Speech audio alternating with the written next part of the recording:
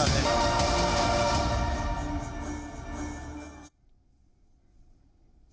आदाब नाज़रीन, इस्तकबाल है आपका जी सलाम पर। आपसे मुखातिब हूं मैं शाहबाज, लेकर हाजिर हूं इस वक्त हमारी खास पेशकश इंसाफ अभी बाकी है।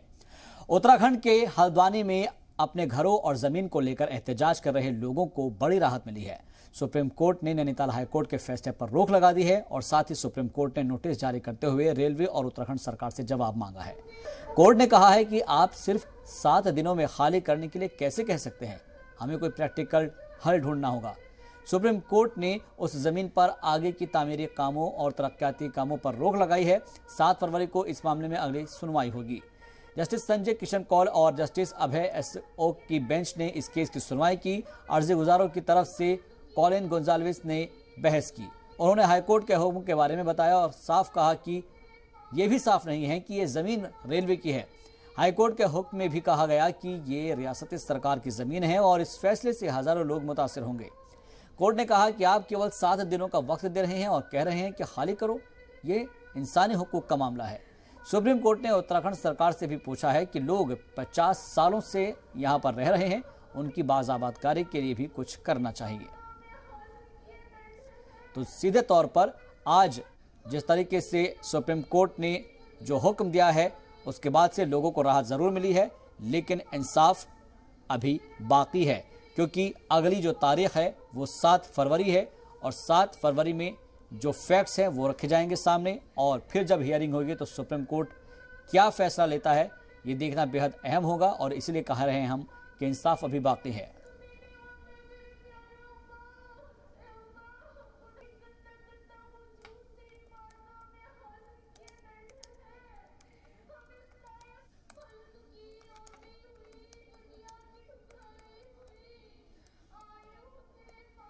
और इस पर बात करने के लिए हमारे साथ जो खास मेहमान जुड़ रहे हैं उनका तारुफ करा देते हैं, फिर उनसे चर्चा करेंगे। संजय के चड्ढा जी हमारे साथ जुड़ गए हैं, सुप्रीम कोर्ट के वकील हैं, आपका बहुत बहुत इस्तकबाल है। और साथ ही हमारे साथ डॉक्टर सुनील कौशिक जुड़ गए हैं पॉलिटिकल एनालिस्ट के तौर पर, और इसके अलावा हमारे नुमाइंदे शुएब रजा जुड़ गए हैं हमारे साथ। सबसे पहले शुएब रजा का रुख करते हैं। शुएब, जब ये फैसला आया था उसके बाद से लोगों को हमने सुना, लोगों के चेहरे पर खुशी है, लेकिन इंसाफ अभी बाकी है, क्योंकि 7 तारीख को जब अगली सुनवाई होगी उसमें कोर्ट क्या डिसीजन देता है ये देखना बेहद अहम होगा। फिलहाल कैसा माहौल है? बिल्कुल शाहबाज, देखिए सुबह से बहुत ज़्यादा गहमा गहमी थी और तस्वीरें लगातार हम आपको दिखा रहे थे। ये जो पूरी सड़क है जहां इस वक्त मैं मौजूद हूं, यहां पर ये पूरी एक तरीके से बंद थी, दुकानें बंद थी, लोग इतने दिनों से बेहद परेशान थे। लेकिन अभी जो चहलकदमी है वो बढ़ गई है, लोगों ने अपनी दुकानें खोल ली है। नॉर्मल जिस तरह से ज़िंदगी गुजरती थी वो अब उसी तरह से लोग यहाँ पर मामूल पर ज़िंदगी एक तरीके से लौट आई है। सुबह के वक्त लोग बहुत बड़ी तादाद में सड़क पर बैठे हुए थे, तमाम चीज़ें, और एक बेचैनी थी, एक डर था कि अगर सुप्रीम कोर्ट से भी जिस तरह से हाई कोर्ट का ऑर्डर था उस पर स्टे नहीं आता तब क्या होगा, क्योंकि पूरा इंतज़ाम इन्हें किया हुआ था कि इतना फोर्स यहाँ पर लगाया जाएगा, इन घरों को ढहा दिया जाएगा। अब लोगों से बात करते हैं। अब फैसला चूँकि आ गया दोपहर में, अब मैं देख रहा हूँ कि सुबह जिस तरह का माहौल था, आप लोग यहाँ बैठे थे, महिलाएं उधर बैठी थी, दुकानें बंद थी, अब मामूल पर लौट गई है ज़िंदगी। जी, अब नॉर्मल हो गए लोग।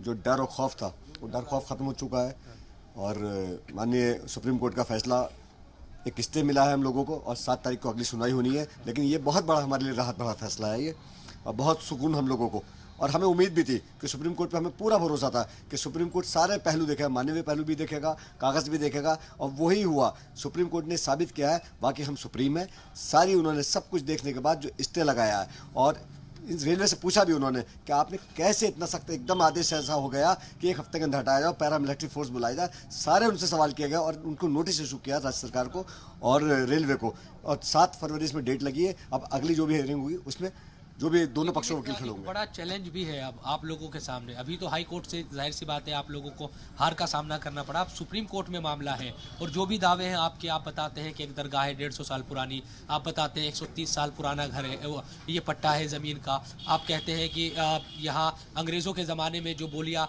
लगाई गई थी जिन घरों की, वो सरकारी संपत्ति को लोगों ने ख़रीदा हुआ है, वो डॉक्यूमेंट्स है।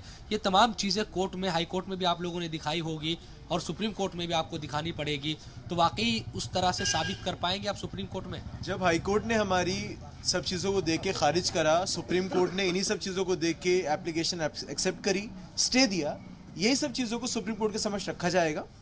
सुप्रीम कोर्ट देखेगा कि यहाँ पर शत्रु संपत्तियां, दाखिल खारिज या पुराने पट्टे या डिग्री कॉलेज जो बने हुए हैं, इतनी पुरानी संपत्तियां हैं, दरगाहें हैं, ये कैसे कब निर्माण हो गया इन सब का। तो इन सब के लिए सुप्रीम कोर्ट इसको देखेगा और हमें पूरी आशा है सुप्रीम कोर्ट से कि आज हमें स्टे मिला है, एक दिन हमें यहाँ पर पूरा अपना हक भी मिलेगा, यहाँ पर मालिकाना हक मालिकाना हक भी मिलेगा। आज कोर्ट में पूछा गया था जो आपके वकील थे उनकी तरफ से भी और कोर्ट की तरफ से भी जो आपके विपक्षी वकील हैं उन्हें कि ये लोग अगर इनको हटाया जाता है तो फिर कहाँ उनको बसाया जाएगा ये बताएं। तो उनकी तरफ से कहा गया कि लोग विस्थापन नहीं चाहते, पुनर्वास नहीं चाहते, बल्कि वो मालिकाना हक चाहते हैं। तो आप अगर इस तरह का कोई ऑर्डर आता है कि दूसरी जगह बसाया जाए, जमीन तो रेलवे की है, तब किस तरह की स्थिति पैदा होगी? नहीं, जो लोग वाकई रेलवे की जगह पे होंगे तो उनको बसने में कोई उनको दिक्कत भी नहीं होनी चाहिए और इन लोगों को पहल करनी चाहिए, राज्य सरकार को, रेलवे को पहल करनी चाहिए, उन लोगों को बसाने का इंतजाम करना चाहिए। ऐसा नहीं, पहले उनके लिए कोई व्यवस्था की जानी चाहिए, उनके लिए मकान बने, जो भी उनके लिए व्यवस्था हो पहले तैयार करी जाए। ऐसा नहीं कि पहले हटा दिया जाए कि साहब 6 महीने बाद, साल भर आपको बसाया जाएगा। 78 एकड़ की बात है जिस पर दावा है कि 78 एकड़ हमारी है, रेलवे कह रहा है। आप मान रहे हैं कुछ हिस्सा हो सकता है कि रेलवे का हो, लेकिन ये पूरा नहीं है। रेलवे का जो मामला था 2016 में जो इन्होंने एफिडेविट लगाया था हाईकोर्ट में, 29 एकड़ जमीन का दावा अपना इन लोगों ने करा था, 29 एकड़ का। आज वो 2022 में आकर 6 साल में पता नहीं कौन सी खाद इन लोगों ने डाली थी, वो 78 एकड़ पर जाकर पहुंचा है। हमें तो डर था कि अगर यही चलता रहा मामला तो 100 एकड़ से ऊपर जाके, और आज भी अगर हम इनको जो भूमि इन्होंने जो पैमाइश इन लोगों ने की है, जो पिलर इन लोगों ने लगाए, अगर उसके आप नबत कराएंगे तो 100 एकड़ से ऊपर वो भूमि बैठेगी। आपको महिलाएं हमारे साथ मौजूद है, सुबह से दुआएं हो रही थी, दुआ कबूल हो गई? बिल्कुल, दुआ कबूल हुई हमारी, मेहनत भी कबूल हुई और दुआ भी कबूल हुई हमारी। अल्लाह का शुक्र। मैं देख रहा था कि महिलाएं बहुत ज़्यादा बेचैन थी, परेशान थी, हज़ारों की तादाद में वो रोज़ाना कभी रात के वक्त बच्चों को लेकर निकल रही थी, कैंडल मार्च निकाले जा रहे थे, दुआएं की जाती इज्तिमाई तौर पर। कितना एक डर बना हुआ था, अगर घर छिन गया तो कहाँ जाएगी? डर तो होगा ही, और 3 ही चीज़ें तो आदमी की ज़रूरत की बहुत ज़रूरी होती हैं ना, खाना, कपड़ा और मकान। तो मकान तो एक बहुत बड़ी ज़रूरत है इंसान की, और वो ज़िंदगी में बड़ी मुश्किल से एक मकान आदमी जोड़ पाता है। जैसे तैसे गरीब आदमी है, बहुत गरीब बस्ती है ये, तो उनके लिए तो बहुत मुश्किल था। एक छत जो भी थी वो छिन जा रही थी, फिर जाड़ों के ठंड के दिन, बीमार भी थे, बच्चे भी थे, गरीब हैं, ऊपर से कहाँ जाएं, ऐसा तो है नहीं कि बहुत, और ना ही गवर्नमेंट ने कोई व्यवस्था की थी। अब तो ऐसा हो गया है कि शायद गरीबों की तो कोई सुनवाई है ही नहीं, ऐसा लगता है। चूँकि बिल्कुल शाबाश, देखिए लोगों के तासुरात हैं और कम से कम एक राहत है इनके चेहरों पर, क्योंकि हम सुबह बेचैनी महसूस कर रहे थे, औरतें रो रही थी और वो रो रो कर दुआएं मांग रही थी कि कम से कम उनको राहत मिले फौरी तौर पर। सुप्रीम कोर्ट ने राहत दी है। बिल्कुल, मैं आपके पास फिर से रुक करूंगा, हमारे साथ और भी मेहमान जुड़े हैं, उनका रुक करते हैं। संजय के चड्ढा जी, आज जो सुप्रीम कोर्ट ने इस पूरे मामले को लेकर हुक्म जारी किया है और स्टे लगाया है हाई कोर्ट के उस फैसले के ऊपर जिसके अंदर बुलडोज करने की बात कही गई थी, इसको आप किस नजरिए से देखते हैं कि क्या अभी सिर्फ एक शुरुआती राहत है, इंसाफ अभी बाकी है?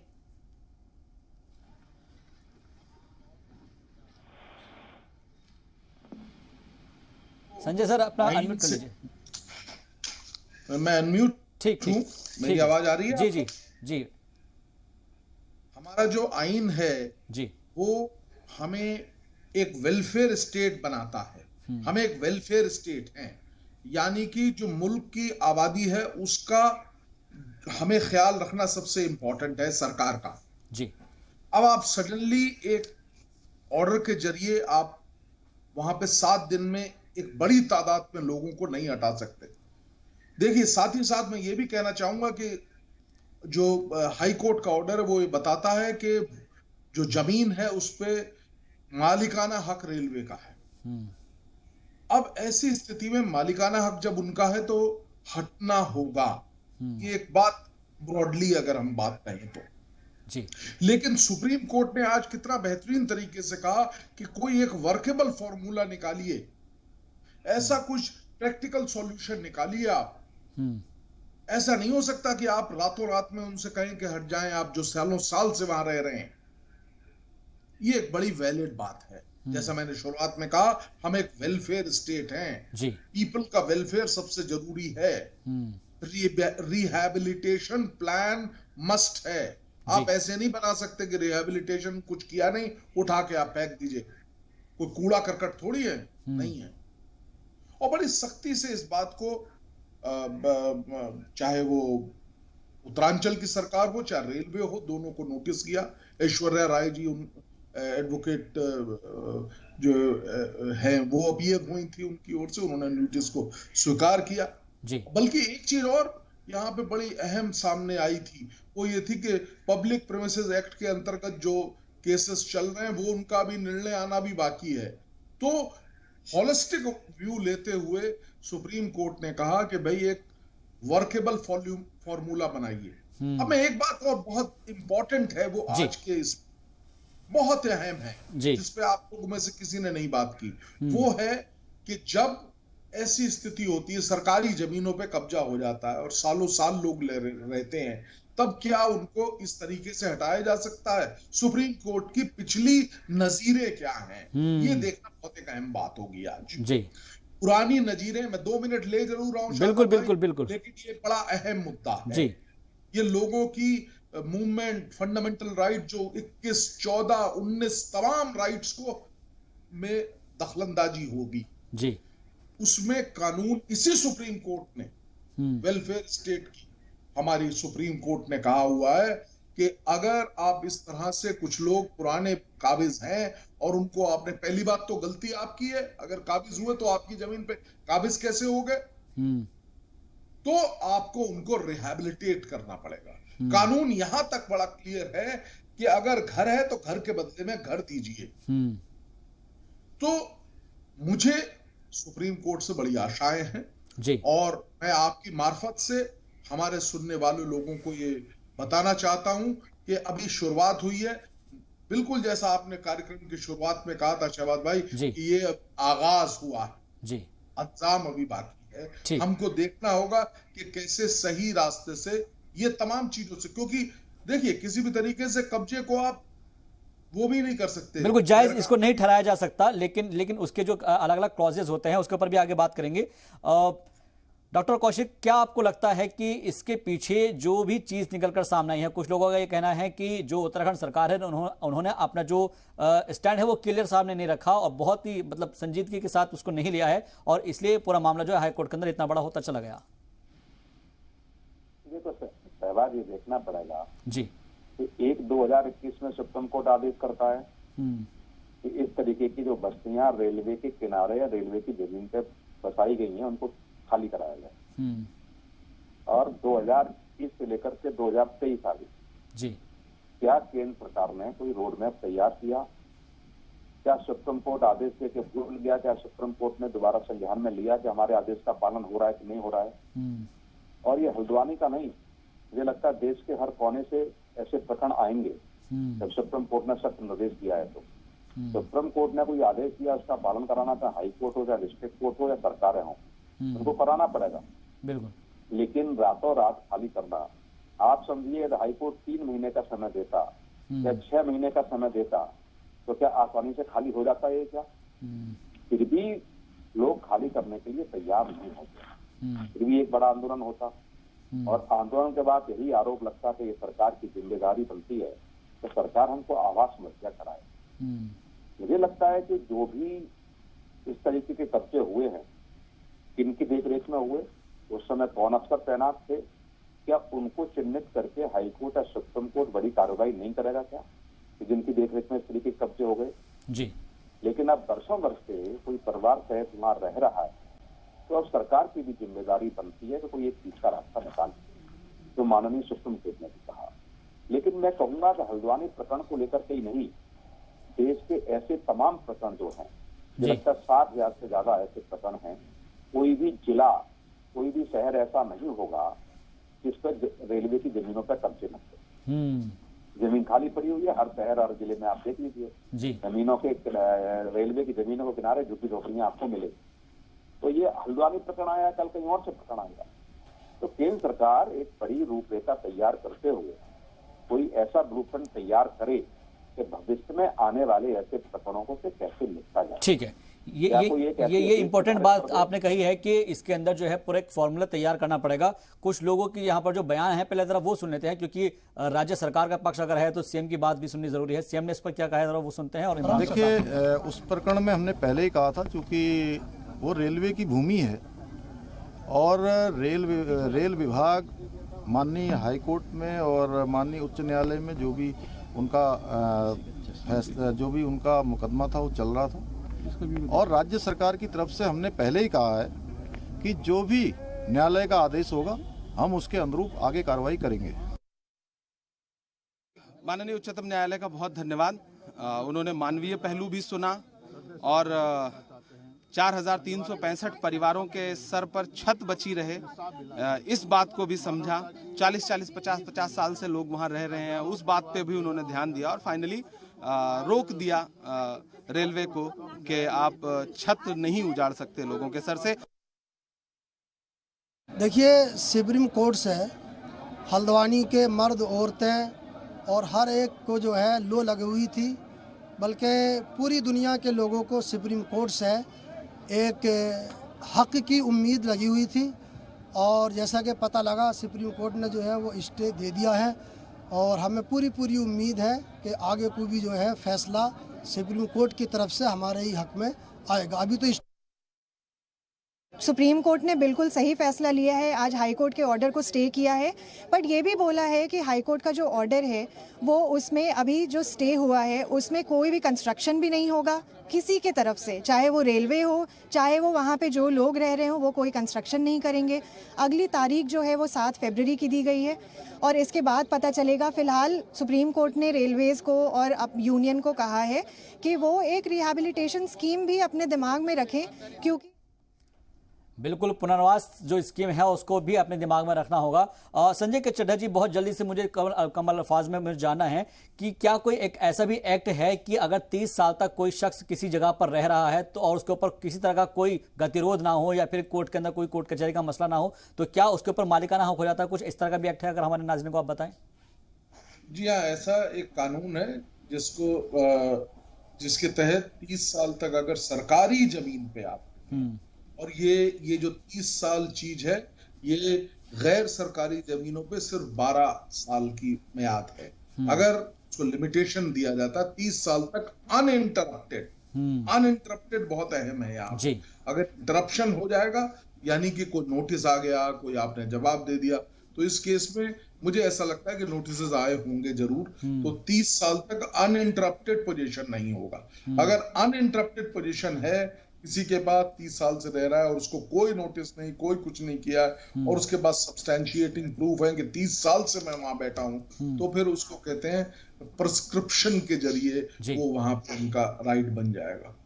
ठीक है। डॉक्टर कौशिक, आपसे भी एक छोटा सा सवाल है कि जो यहाँ पर हमने देखा है कि लोग जो हैं उनका ये कहना है कि वो म्यूनिसिपल कॉर्पोरेशन के अंदर अपना बिल पे कर रहे हैं, राजस्व विभाग उनसे जो है उनके पास टैक्स जा रहा है और इसके अलावा वहाँ पर गवर्नमेंट कॉलेजेस भी है। तो ये तो राज्य सरकार को जब सब चीज़ें मालूम है तो और उसके बावजूद जो है राज्य सरकार ये कह रही है, रियासती हुकूमत ये कह रही है कि वो हमारी ज़मीन नहीं है, तो फिर रियासती हुकूमत ने क्या परमिशन ली थी रेलवे बोर्ड से? देखो, यही देखना पड़ेगा कि जितने भी स्कूल वहां बन गए, सरकारी मंदिर बने, मस्जिद बने, घर छोड़िए आप सभी टेंशन, सरकारी जमीनें, सरकारी इमारतें वहां बनी हैं और निश्चित तौर से जो आप बता रहे हैं, लोग बता रहे हैं कि बिजली का पे और पानी का बिल पे कर रहे हैं, तो वो एक कॉकस की बात की है। यह धीरे धीरे करके 20 साल में, 40 साल में सरकारी जमीन पर कब्जा कराने का जो जिन लोगों ने षड्यंत्र रचा और उसके बावजूद भी बिना जांच पड़ताल के बिजली के कनेक्शन लगा दिए गए, पानी के कनेक्शन दे दिए गए, सरकारी स्कूल बन गए। तो हाई कोर्ट या माननीय सुप्रीम कोर्ट एक ऐसा निर्णय ले भविष्य के लिए, जब ऐसे भी कहीं पर्याय पाए जाते हैं तो निश्चित तौर से उन वर्षों में तैनात अधिकारी के ऊपर भी एक कड़ी कार्रवाई करनी पड़ेगी। जो हो गया वो हो गया, उसे रोका नहीं जा सकता, लेकिन भविष्य में ऐसी कोई चीजें न हो, भविष्य में ऐसे कोई प्रश्न न आए। आप देखिए कि 7 दिन का जब हाईकोर्ट का निर्देश आया तो लोगों की नींद चली गई होगी, भूख प्यास चली गई होगी, लोग सड़कों पर उतर के आ गए। और ऐसी परिस्थितियों में क्या किया जा सकता है? केवल वही कहेगा, चाहे सरकार निर्णय ले, चाहे सुप्रीम कोर्ट निर्णय ले, चाहे हाई कोर्ट मानवीय दृष्टिकोण को रखते हुए, लेकिन ये कब तक चलेगा? तो निश्चित तौर से मैं कहूंगा एक ऐसे ढांचे तैयार करने की आवश्यकता इस देश में है, एक ऐसा कोई फॉर्मूला निकले, ऐसा कोई ब्लूप्रिंट तैयार हो कि ऐसे प्रकरण यदि हैं तो उनको ना हाईकोर्ट निपटाए, ना सुप्रीम कोर्ट निपटाए, सरकार और जनता के बीच कोई ऐसा फॉर्मूला निकल के आ जाए। या तो उन्हीं को जमीन दे दी जाए, उसकी कोई मिनिमम रेट रख ली जाए, उस मिनिमम रेट के आधार पर सरकारी जमीन की जो व्यवस्थाएं होती हैं हैंड ओवर करने की, जो 30 साल से या 40 साल से रह रहा है, तो ऐसे में उसको कब्जा दिया जाएगा, तो मिनिमम रेट पर उसको ट्रांसफर की जाएगी। तो कोई ऐसा एक रास्ता निकल के आए कि कम से कम गरीबी रेखा से नीचे जो लोग हैं उनको फ्री में 1 रुपए में दान की जाए, गरीबी रेखा से ऊपर के जो लोग हैं उनकी रेट फिक्स कर दी जाए। तो निश्चित तौर से ये सरकार की जिम्मेदारी बनती है कि ऐसे प्रकरण भविष्य में जैसे 60,000 के आसपास पूरे देश में प्रकरण है, इनको कैसे निपटाया जाए। ये बार बार यही स्थिति आएगी तो कहीं आप देखेंगे कि हिंदू बहुत ज्यादा कब्जा किए हुए हैं, कहीं मुस्लिम बहुत ज्यादा कब्जा किए हुए हैं। बिल्कुल, ये तमाम मामले जो है वो अलग अलग फिर निकलना शुरू हो जाएंगे और फिर वो बात दूर तक चली जाएगी। मैं आपका फिर से रुक करूंगा, माफ चाहूंगा, वक्त की कमी है। एक रिएक्शन शुएब से भी ले लेते हैं। शुएब, क्योंकि आप लगातार उस प्रोग्राम को और उस जितने भी वहां पर लोग बैठे हुए थे उसको आपने सुबह से ही कवर किया है और राहत भरी खबर जब आई उसके बाद से लोगों के अंदर चैन और सुकून पाया गया है। लेकिन मैं आपसे समझना चाहूंगा कि जिन इमारतों का यहाँ पर लोग जिक्र कर रहे हैं, लेकिन बावजूद इसके क्या कुछ लोगों ने ये भी कहा है कि हाँ कुछ जगह पर जो है किसी ने रेलवे की जमीन पर कब्जा किया हुआ होगा, तो उसके ऊपर भी, क्योंकि अलग अलग मैटर अलग अलग तरीके से होता है, किसी के पास कागज है किसी पे नहीं है, तो ये तमाम चीजें जो है अलग अलग हो सकती हैं। देखिए, इस पूरे मामले में अगर देखा जाए तो बड़ा चैलेंज यही रहेगा अभी लोगों के सामने, क्योंकि हाई कोर्ट में इनको हार का सामना करना पड़ा। अब चैलेंज सुप्रीम कोर्ट में है कि वहाँ साबित करना पड़ेगा। हालांकि तमाम जो लोग हैं वो इस बात को बार बार कहते रहे हैं कि उनके पास कागज़ है। इंडिविजुअली जो आप कह रहे हैं कि अलग अलग लोग, लेकिन यहाँ पर सामूहिक तौर पर, क्योंकि रेलवे ने ये दावा किया है कि 78 जो एकड़ ज़मीन है वो उसकी है, तो उसमें 71 एकड़ ज़मीन में जिस किसी का भी घर आएगा, क्योंकि हाईकोर्ट का जो आदेश है वो तो यही है कि इसमें जिनका भी घर है, जो भी तमाम चीज़ें हैं उनको तोड़ दिया जाएगा, उनको हटा दिया जाएगा। तो अब इंडिविजुअली तौर पर जिस तरह से यहाँ के लोग कहते रहे हैं कि उनके पास 50 साल पुराने, 60 साल पुराने, उससे भी पहले कागज है, बिल्कुल, तो क्या इन तमाम चीज़ों को सुप्रीम कोर्ट में जब पैरवी की जाएगी तो यकीनन इनको कंसीडर किया जाएगा। बिल्कुल कंसीडर किया जाएगा, नहीं किया जाएगा, ये 7 फरवरी को जब अगली सुनवाई होगी तो उसमें कोर्ट क्या कहता है और क्या कागजात मंगाता है, ये तमाम ऐसे बहस के पहलू है जो आगे देखने को मिलेगा। बहुत बहुत शुक्रिया फिलहाल आप सभी का हमारे साथ जुड़ने के लिए और इस बात पर बात करने के लिए। तो इंसाफ अभी बाकी है, देखना है होगा कि 7 तारीख को जब सुनवाई होगी तो उस पर कोर्ट क्या निर्णय लेता है। देखते रहिए जी सलाम। लोगों की जो तकलीफें हैं, जो लोगों की परेशानियां इस ठंड में थी, उसको समझते हुए ये बहुत ऐतिहासिक निर्णय दिया है। बुजुर्ग माएँ बहनें जो दुआएं कर रही थी